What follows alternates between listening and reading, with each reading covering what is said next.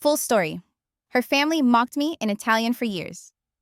Then my mom accidentally exposed the truth. When I first met Ariana, I told the smallest lie of my life, and it became the heaviest burden I've ever carried. We'd matched on an app, traded jokes, and finally agreed to meet at a downtown cafe. She looked sharper than her photos. Dark hair, pinned up eyes, scanning everything like she already knew the world's secrets. I was nervous. My hands wouldn't stop tapping the menu, and I hadn't even ordered. Then she tilted her head and asked casually, but with that spark in her eyes, "Do you speak Italian?" It shouldn't have mattered. I could have told her the truth.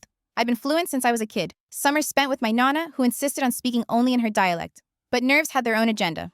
My tongue tripped, my brain scrambled, and instead of just saying yes, I panicked. I gave her this half-broken phrase, some butchered syllables that made no sense. She laughed. Really laughed. It wasn't cruel, just surprise musical. "Guess that's a no," she teased. "Good. I can't date Italians anymore. My ex used to eavesdrop on every private family conversation. Total nightmare." And there it was, the opening for the truth. Instead, I smiled, nodded, and said, "Guess it's a no then." That one sentence became the foundation for everything that followed. The date itself went great, better than I deserved. She ordered bruschetta and wine. I ordered coffee I didn't need. We talked about movies, her love of old Italian cinema, my obsession with superhero franchises. I kept thinking, tell her now, just tell her. But every time I'd catch her smile and fear would clamp my throat shut. I told myself it was harmless. A white lie, a silly omission. I convinced myself it made things easier. After all, why burden a brand new relationship with complicated explanations? But I knew even then that secrets rot. They spread like mold. The first weeks were intoxicating. Ariana had this way of making everything feel cinematic. We'd walk through the city at night, her hand in mine, and she'd narrate little stories about strangers passing us. That man's rushing home to his cat. That woman's hiding a birthday cake in her bag. I fell for her mind before I even admitted it to myself. And still, every time she mentioned her family, my stomach clenched. They were traditional, she warned. Protective. "They'll test you," she said with a smirk. "But don't worry, I'll translate." I thought she meant it figuratively. I had no idea. The first test came sooner than I expected. Sunday dinner, her parents' house. I'd barely taken my seat before her mother leaned in, and in perfect Italian said, "So this is him. Does he even have a real job?" Her father chuckled and replied, "Marketing." My nephew's 16 and could do that. I froze. My instinct was to answer to defend myself. But then Ariana squeezed my hand under the table and smiled sweetly at me. "They say it's wonderful to meet you." My chest burned.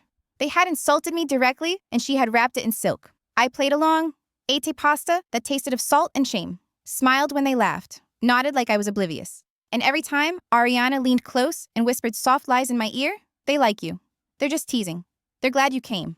The lie I told on our first date had morphed into armor, and she was using it too. Over time, dinners became routine. So did the insults. A grown man watching superhero movies, pathetic. Marco, her ex, brought expensive wines. Marco's family had a house in Tuscany. Always Marco. Always better. Always in Italian, always followed by Ariana's mistranslation. They're saying, "You have good taste," and I let it continue. Why? That's the part that haunts me. Maybe because I loved her. Maybe because I feared losing her more than I feared humiliation. Maybe because silence was easier than confrontation. But silence is its own form of consent. Looking back now, I can see how I rationalized it. One day, I'll tell her. One day, I'll confess. Just not today. Not before dessert, not before the next holiday. Not while she's smiling at me like I'm her secret. That's the thing about lies. They grow teeth. They learn to bite. I'd sit there fork in hand, pretending not to understand while every word carved into me. And Ariana would lean closer, her breath warm against my ear, and tell me the opposite of what I'd heard. Sometimes she laughed with them. Sometimes she even joined in. And every time I told myself she was protecting me. That translating their cruelty into kindness was her way of loving me. But love built on lies is just fear in disguise. Ask yourself, if you knew your partner's parents were mocking you in a language you secretly spoke, would you confess? Or would you sit there, smile, and swallow it whole just to keep the person you love smiling back at you? The first Sunday dinner felt like walking into a play where I didn't know my lines. The smell of simmering tomatoes and garlic filled the house, so rich it should have been comforting. Instead, it felt like camouflage, hiding the sharp edges of what was about to happen. Ariana's mother greeted me with air kisses, her perfume cloying and sweet. Her father shook my hand with too much pressure, like he was testing the bone structure of my knuckles. The table was already set, heavy plates, thick wine glasses, a bowl of sauce so deep it looked like it could drown a man. We sat down, and I tried to act like I belonged. Ariana smiled at me, gave me the tiniest nod as if to say, "Relax. You've got this." Then her mother leaned across the table, lips barely moving, and said in Italian, "So this is him. He looks thinner than in the photos. Does he even eat?" Her father didn't miss a beat. If his job is marketing, no wonder. That's work for children. My nephew is 16, and he could do what this one does. Their words landed like knives, sharp, casual, practiced. And Ariana, my sweet translator, gave me her bright smile and said, "They're just saying they're glad to finally meet you." I felt my jaw tighten. My tongue burned with the urge to reply in the language they thought I couldn't understand. But Ariana's hand slid over mine under the table, her grip firm, warning. She mouthed silently, "Let it go." So I did. I ate, I nodded, I smiled. But inside, something cracked. That night wasn't unique. It was just the beginning. Every Sunday became a performance. They'd sit across from me like judges in a courtroom, tossing insults in Italian with the ease of people reciting scripture. Ariana would catch each one, spin it into something soft, and deliver it to me with a smile. Marco always brought wine from Tuscany. Real wine, not the supermarket bottle. Translation. They say thanks for bringing the wine. It's very thoughtful. His posture is terrible. Does he hunch like that at work too? Translation. They're asking if you like your job. Look at his shirt, wrinkled. Does he not own an iron? Translation. They love your style, very casual and modern. Every lie became a stitch in the fabric of our relationship. And I wore it like armor even as it cut me underneath. 2 years. That's how long it went on. 2 years of swallowing pasta and humiliation in equal measure. 2 years of pretending I didn't hear the contempt in every syllable. 2 years of letting Ariana decide which version of reality I was allowed to live in. Sometimes, when I caught her eyes across the table, I wondered what she was thinking. Did she believe she was protecting me? Or was she protecting herself? Too afraid to confront her parents' cruelty? Maybe both. Maybe neither. There were moments when her mask slipped. A half smile she couldn't hide. A quick glance at me after a particularly vicious remark, as if checking whether I'd cracked. And always, always the same soft words whispered in my ear, lies that sounded like love. What does it do to a relationship when every family meal becomes theater? When the person you trust most becomes both your shield and your jailer? I told myself I endured it for Ariana. That love meant sacrifice. That if she was willing to bend herself into knots to keep the peace, I could bend too. But peace built on silence isn't peace. It's surrender. Every insult left a mark. Not visible, not immediate, but cumulative. Like water dripping on stone carving grooves you don't notice until one day the surface has changed completely. And in the quiet moments after dinner, lying next to her in bed, I'd replay their words in my head. I'd hear her laughter, sometimes nervous, sometimes complicit, and I'd wonder, was I their joke or was I hers too? I never asked. I never said I understood every word. I kept my mouth shut night after night, year after year. But silence doesn't erase humiliation. It preserves it. And every time Ariana leaned close to whisper a false translation, her breath warm against my ear, I thought, this is love. No, this was survival. Ask yourself if love demands silence in the face of cruelty. Is it love at all? Or is it just fear wearing a prettier mask? It should have been nothing. Just an old spiral-bound notebook buried under receipts and expired coupons. But the moment Ariana pulled it from the drawer, I knew the lie I'd been nursing for 2 years was about to bleed. I had forgotten it even existed. My Italian notebook? Dozens of pages filled with conjugations, vocabulary lists, handwritten dialogues I practiced in middle school. Notes from my nonna scribbled in the margins, gentle corrections in her looping hand. Ariana held it up like evidence, her face pale. "What's this?" My pulse spiked. It was my brother's, I blurted before I even thought. Jack's. He was obsessed with Italian culture before he died. Her lips parted, confusion flickering across her face. Jack. But Jack died when he was 6. I froze. The lie sat between us like a corpse on the table. She lowered the notebook slowly, almost afraid of it. "So, you're telling me your 6-year-old brother wrote verb conjugations in neat handwriting?" Her voice was steady, but her eyes betrayed her suspicion. I forced a smile that tasted like ash. He was advanced for his age. Silence. She hugged the notebook to her chest, then set it down without another word. The subject died that night, but the air between us never recovered. From then on, Ariana began testing me. It started small. She'd ask me to order in Italian at restaurants. I'd butcher the pronunciation on purpose, pretending not to know the simplest words. She'd laugh, but her eyes were sharp, scanning my face for cracks. Then came the music. Italian songs playing quietly while she cooked, her gaze flicking to me as if waiting for recognition. I hummed along once instinctively and caught myself too late. I coughed, pretended it was random. She narrowed her eyes but said nothing. Movies were next. "Ever seen Cinema Paradiso?" she asked, casually watching me too closely. I shook my head, feigning ignorance, even as the title stabbed at memories of crying in my grandmother's living room while subtitles scrolled by. The paranoia grew. She mixed Italian words into English sentences, slipped them into conversations at odd times. "Prendi il sale," she'd mutter while passing the salt, staring at me like a scientist running a lab test. She started combing through my digital life. My phone's keyboard still had Italian installed. Came like that. I shrugged. My Spotify suggested Italian playlists. "I eat at pasta places a lot," I joked. She wasn't laughing. One night, she brought up my YouTube history. Weird how all the gaps line up with Italian films. I told her I cleared my history often. She just stared, unblinking. The walls of our apartment felt thinner. Every sound made me jump like she might burst into the room with another piece of proof. It wasn't just about language anymore. It was about betrayal. The suspicion in her eyes, the way her shoulders stiffened when I spoke, told me she was replaying every dinner, every mistranslation, every laugh. The truth had become radioactive. If I touched it, it would burn us both. Meanwhile, her parents continued their Sunday rituals. The sharp Italian insults, the soft English lies. Only now, every barb dug deeper because I could feel Ariana watching me, waiting for me to flinch. And sometimes, I swear, she wanted me to flinch. Once after her father joked in Italian that I looked like a clown in a borrowed suit, she didn't even bother to translate. She just smirked, sipped her wine, and looked at me over the rim of her glass. The silence was its own message. I know you know. I lay awake that night staring at the ceiling, wondering if she was setting traps not for me, but for herself. Did she want me to admit it so she could finally rage? Or was she afraid that if I confirmed it, she'd have to admit her own betrayal? 2 years of complicity. 2 years of rewriting her parents' venom into false kindness. Maybe both. Maybe neither. My stomach knotted tighter with every test. I checked my laptop, deleted anything remotely Italian. I combed through drawers, shredded old notes, switched off the keyboard settings. But paranoia leaves nothing untouched. I couldn't scrub. My memory couldn't erase the accent that almost slipped every time I was tired. And Ariana, God Ariana, she had become both detective and executioner, building her case piece by piece. The notebook had opened a door I could no longer close. And I was trapped inside, pacing the floor, waiting for the trial. Ask yourself, how long can you live beside someone who's hunting for your truth when the truth itself might destroy you both? At her parents' table, Sunday dinners felt less like meals and more like court hearings. Every fork scrape, every glance over glasses was another judgment, and I was always the defendant. Her mother would smile at me, then murmur in Italian, "So this is him. He looks thinner than in the photos." Her father would follow. If his job is marketing, no wonder. That's work for children. My nephew is 16 and could do that. Ariana would reach under the table, squeeze my knee, and deliver her English translation with a sugar-sweet smile. They're asking how work's going. To them, I was invisible. To her, I was deaf. This became ritual. 2 years of insults disguised as jokes, 2 years of Ariana bending each blade into something harmless. Marco always brought wine from Tuscany, her father said one evening. Translation. They say thank you for bringing wine. His shirt looks borrowed from a teenager, her mother whispered. Translation.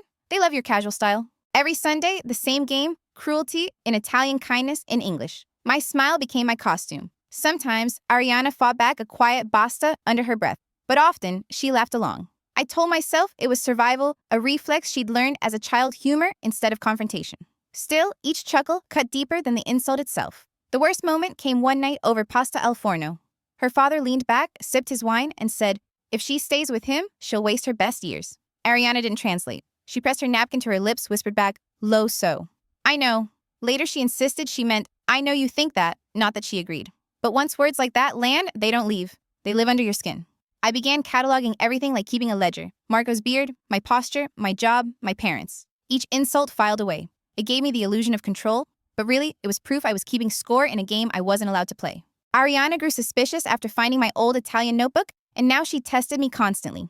Did my eyes flick when her father muttered, "Figlio di nessuno, nobody's son"? Did I inhale too sharply at her mother's sighs? She'd watch searching for cracks, waiting for me to confess.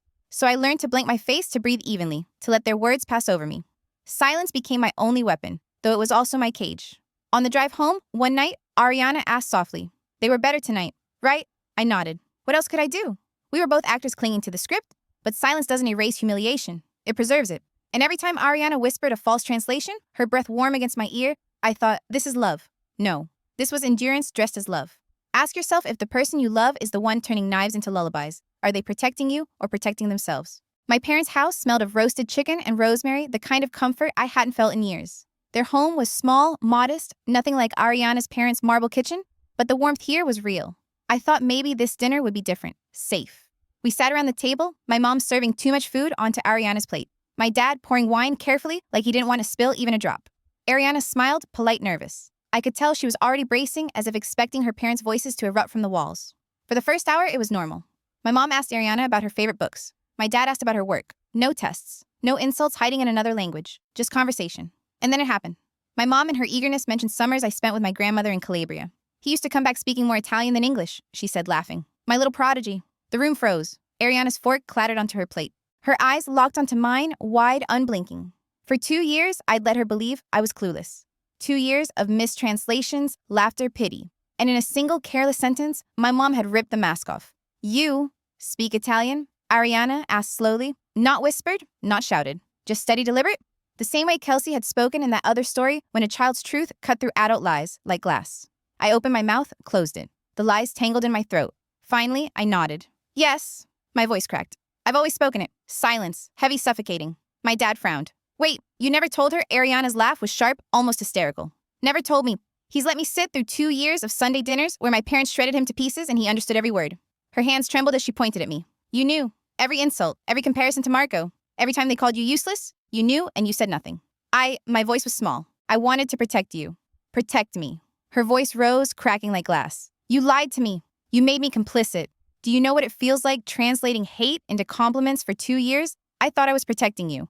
I thought I was keeping peace, but you were letting me humiliate myself. My mother's hand covered her mouth. My father shifted uncomfortably. But the real trial wasn't theirs. It was mine. Ariana stood. All those times I laughed along, you sat there silent. Did you think it was funny? Did you enjoy watching me twist their cruelty into kindness just to keep you from knowing? I shook my head, desperate. No. God, no. I hated it. Every word cut me open. But if I'd said anything, your parents would have turned on you. I thought silence was the lesser evil. Her voice broke. Silence isn't protection. It's betrayal. The word hung between us. Betrayal. And in that moment, I realized she wasn't entirely wrong. My silence hadn't just been fear, it had been cowardice. I had let her carry the weight of their cruelty, pretending she was shielding me when really I was hiding behind her. She grabbed her coat. I need air. I followed her outside, the night biting cold. The streetlights painted her face in harsh yellow.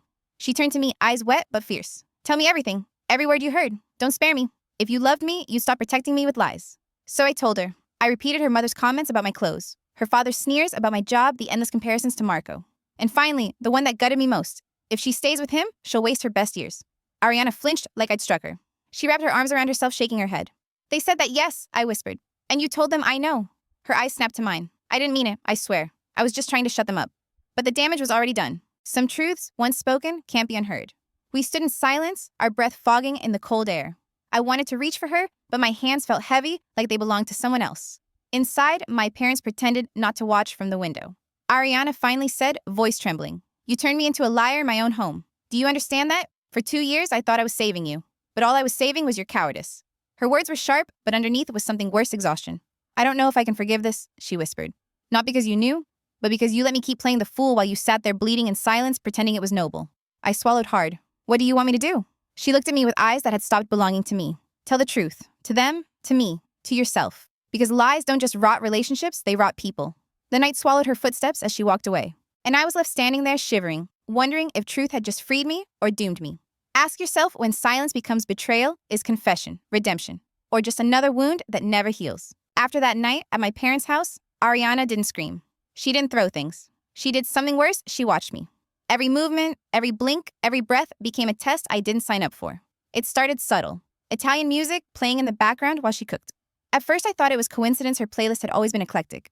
But the way she glanced at me when a familiar lyric floated through the air told me otherwise. Was I humming along? Did my lips twitch at a certain word? I trained my face into stillness. Then came movies. Let's watch Cinema Paradiso, she said one evening, casual, almost playful. The screen filled with dialogue I knew by heart. My chest tightened as I forced myself to look puzzled at the subtitles, nodding like I was grateful for the translation. She leaned on the armrest, studying me more than the film. Restaurants became minefields. She'd slide the menu toward me with a smile that didn't reach her eyes. Why don't you order? The words were a challenge wrapped in sweetness. I butchered pronunciations on purpose, letting my tongue stumble. The waiter corrected me. Ariana, watching closely, her suspicion sharpening. She escalated, mixing Italian words into English sentences, dropping phrases mid-conversation like hooks waiting for me to flinch. Pass me the coltello, knife. Her gaze pinned me as I handed it over. When I said nothing, she looked disappointed. The more she tested, the more paranoid I became. Every object in the apartment turned into evidence. She found my phone's keyboard set to Italian once. Why's that there? She asked, voice too calm. It came like that? I lied. She scrolled through my Spotify, no Italian songs, but the algorithm suggested Italian playlists. Must be from eating at those pasta restaurants, I joked. She didn't laugh. One afternoon, she dug through old notebooks while looking for her passport. I walked in as she froze, holding one open. Pages filled with Italian conjugations, scribbles, notes. My stomach dropped. What's this? She asked. My brother. I blurted before I could stop myself. Jax. He loved Italian before he died. Those were his notes. Her face paled. But Jax died when he was 6. The lie cracked like glass. She knew. I knew she knew. But she closed the notebook, hugged me, and walked away. Her silence was heavier than any fight. That night, lying in bed, I realized the dynamic had shifted. Before she'd been the protector twisting insults into pleasantries. Now she was the detective hunting for proof of betrayal. We weren't partners, we were adversaries circling each other in the dark.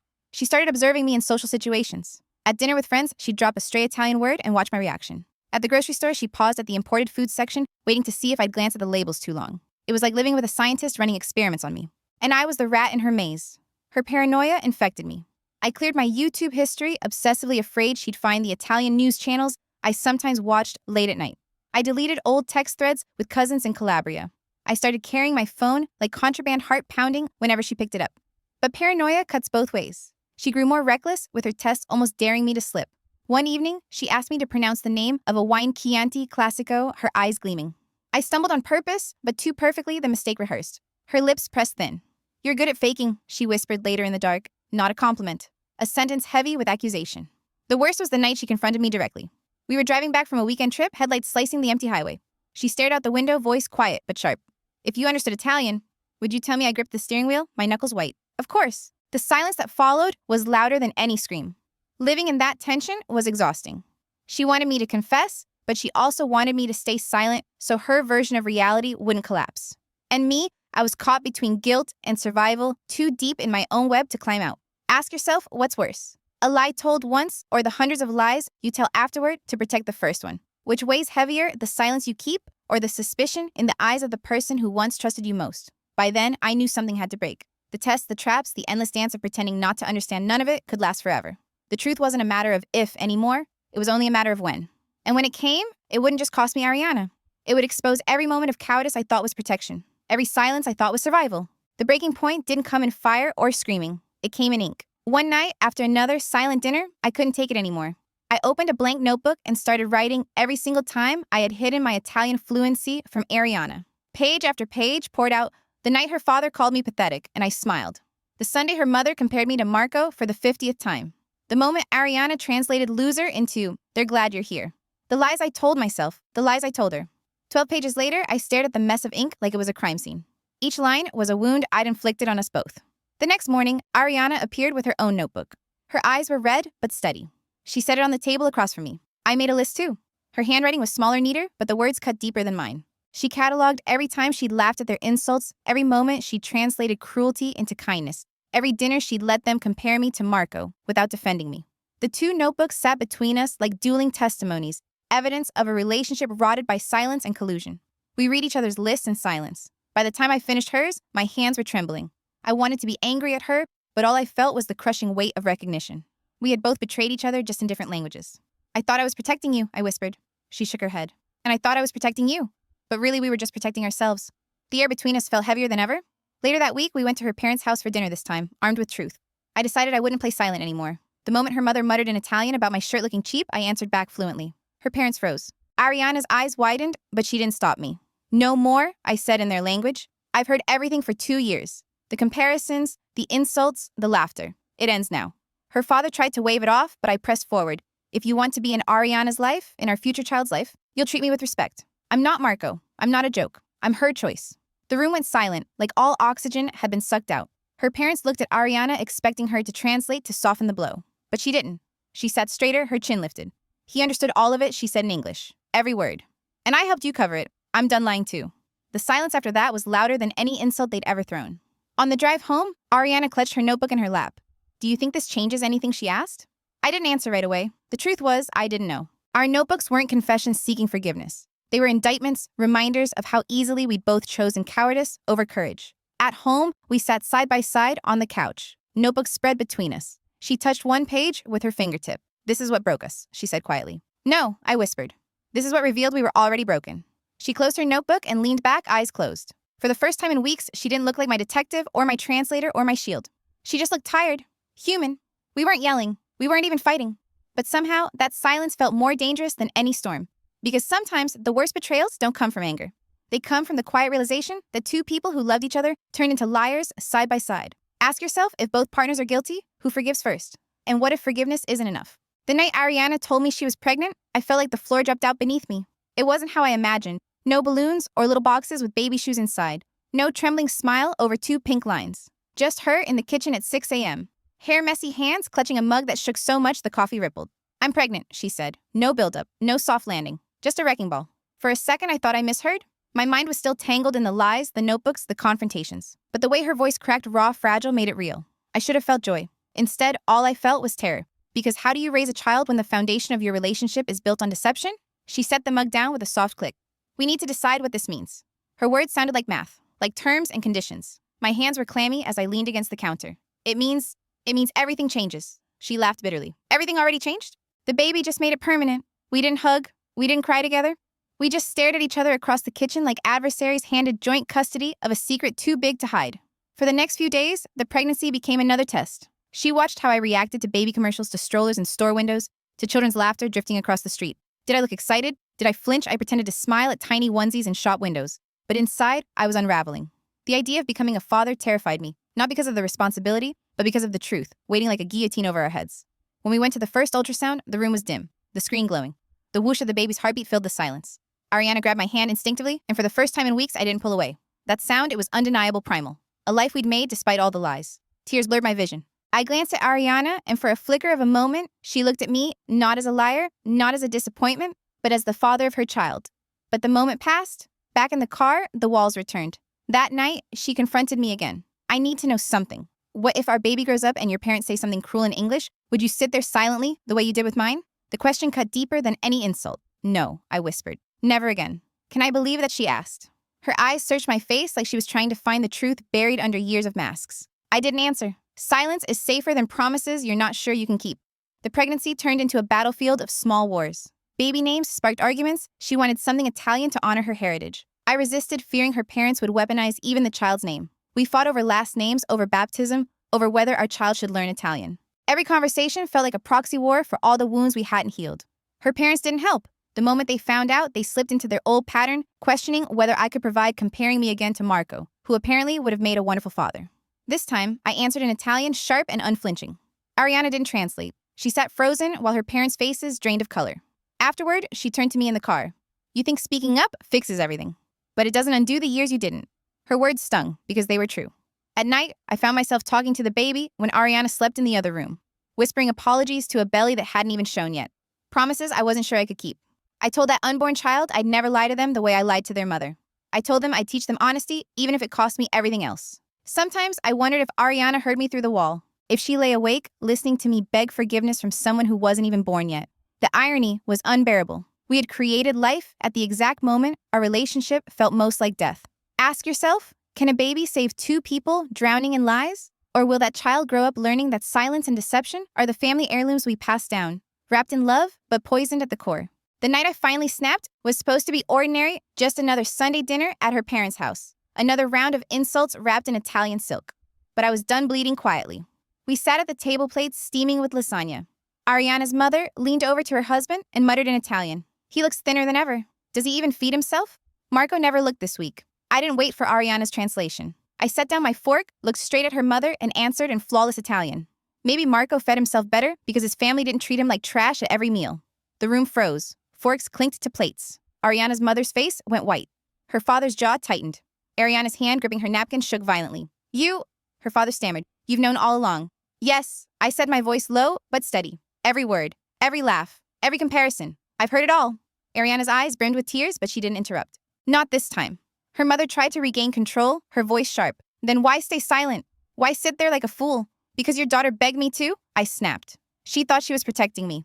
But really, we were both protecting your comfort, your ability to mock me without consequence. That ends tonight. The silence that followed was suffocating. Ariana finally spoke, her voice trembling. He understood everything. And I helped you cover it. I lied for you. For 2 years. No more. Her parents looked at her like she had betrayed them. But for once, she didn't flinch. Her father leaned back, arms crossed. Respect is earned. You've done nothing to earn ours. I leaned forward, my voice sharp enough to slice through the air. Respect isn't earned through humiliation. It's the bare minimum you give the man your daughter chose. Her mother hissed, chose. She's been blind. You've made her weak. No, Ariana said, voice breaking, but firm. He's made me see. For the first time, she wasn't their translator. She wasn't their appeaser. She was their opponent. The rest of the dinner collapsed into chaos. Her parents hurled accusations. I countered in their own language. Ariana stood her ground. What was once a carefully choreographed dance of deception became a brawl of truths finally spoken aloud. Her father slammed his fist on the table. You've embarrassed this family. I stared him down. You embarrassed yourselves. I just stopped pretending not to notice. By the time dessert was served, nobody touched it. The tiramisu sat melting in the center of the table like a prop from a play that had ended too violently to finish. We left without hugs, without polite goodbyes. Ariana's mother muttered a curse under her breath as we walked out. I didn't need it translated. In the car, Ariana gripped the steering wheel, her knuckles white. She didn't cry. She didn't speak. She just drove fast like she could outrun what had just happened. Finally, at a red light, she whispered, "You think this fixes it?" I looked at her profile, the way her jaw clenched, the tears gathering in her eyes. No, I said, but at least it stops the bleeding. She laughed bitterly. Or starts a new wound. We sat in silence all the way home. When we finally stepped into the apartment, she dropped her keys on the counter and turned to me. Do you realize what you've done? You didn't just confront them. You declared war. Maybe war was better than slow poisoning, I shot back. Her voice cracked. And what about me? Do I survive this war? or do I get caught in the crossfire? I didn't have an answer, because the truth was, I didn't know if we could survive. That night, lying in bed in separate rooms, I replayed every moment of the dinner. Their faces, Ariana's silence, my own words ringing louder than I meant them to. For years, I had chosen silence, and when I finally spoke, it came out as fire. Ask yourself, when the truth finally erupts, does it set you free, or does it burn down everything left standing? After the dinner showdown, the apartment became unbearable.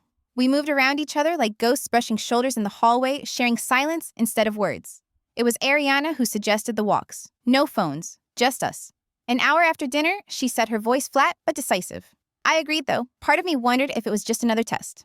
The first walk was quiet. We circled the block 3 times, the sound of our shoes on pavement louder than our breathing. Dogs barked behind fences. Porch lights flickered on as families settled in for the night.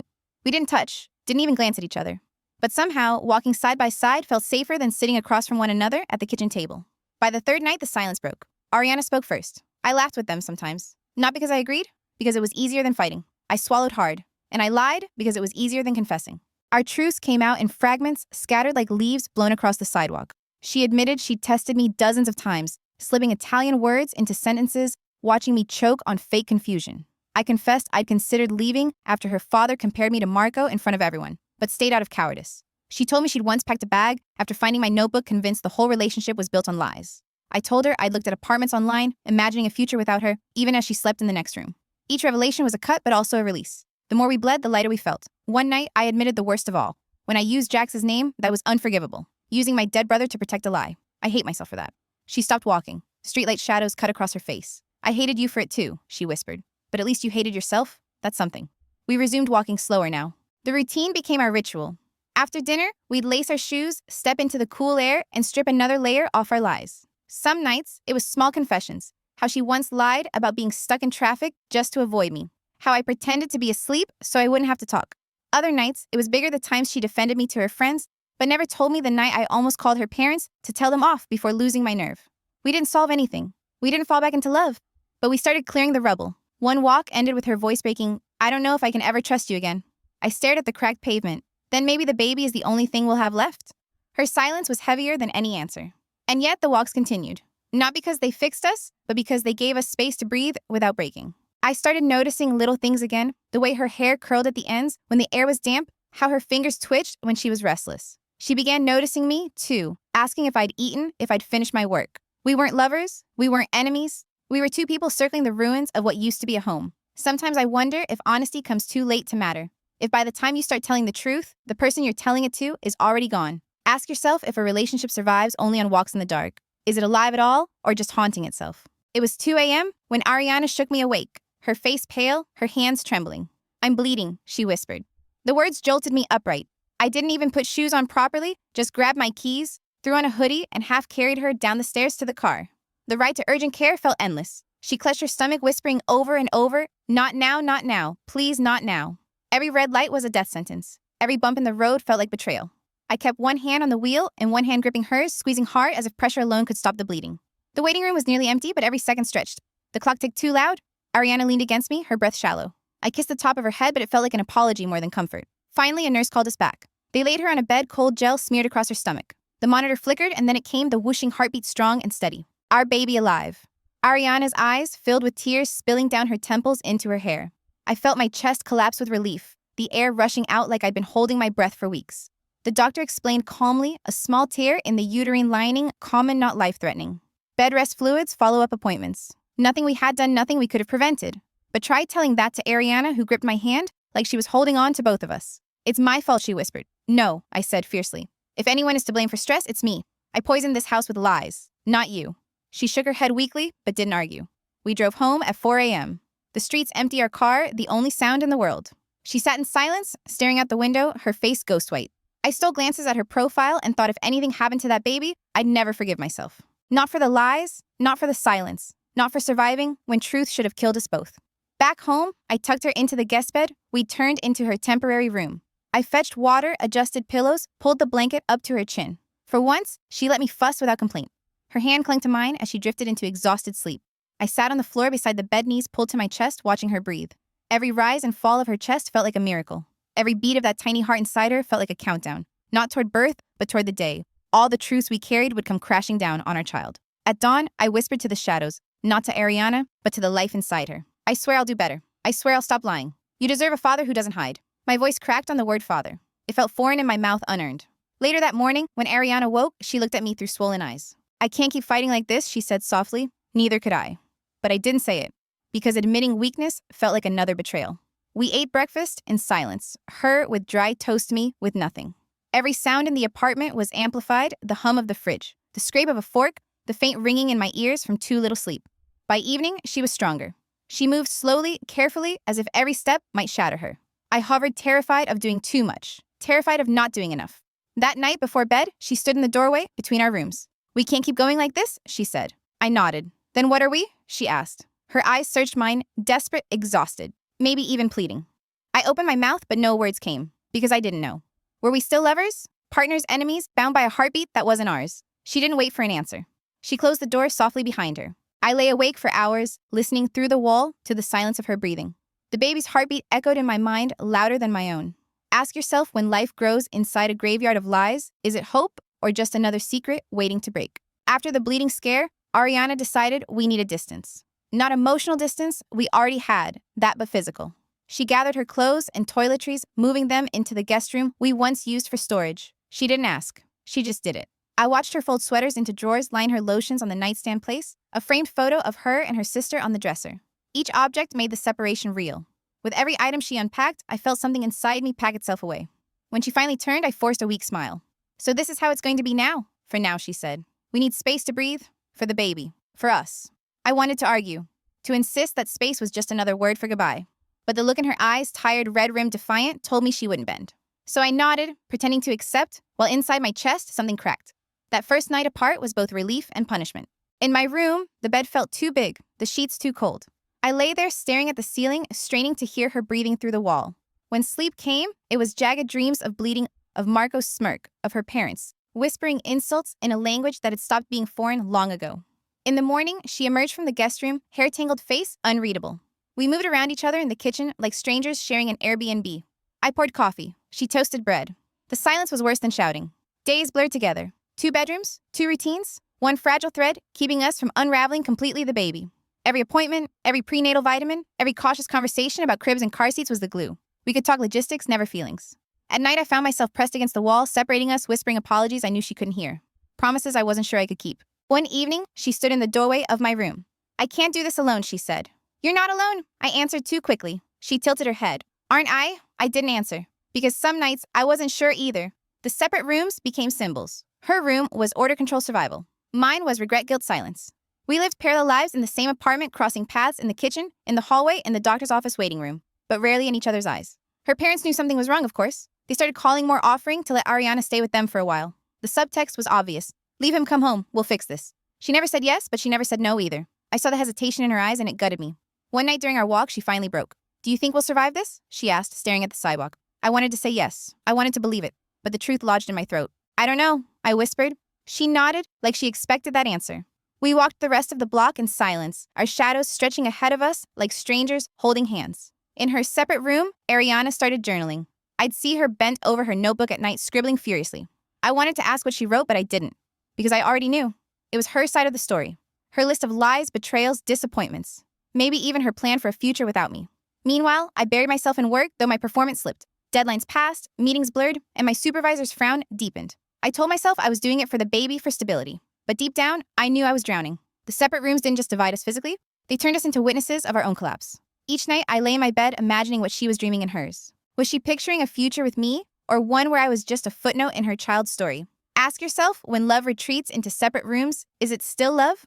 Or just 2 ghosts haunting the same house, waiting for someone to admit the haunting will never end? Makes you stop and think, doesn't it? I'll leave you with that. See you next time, and don't forget to subscribe for more.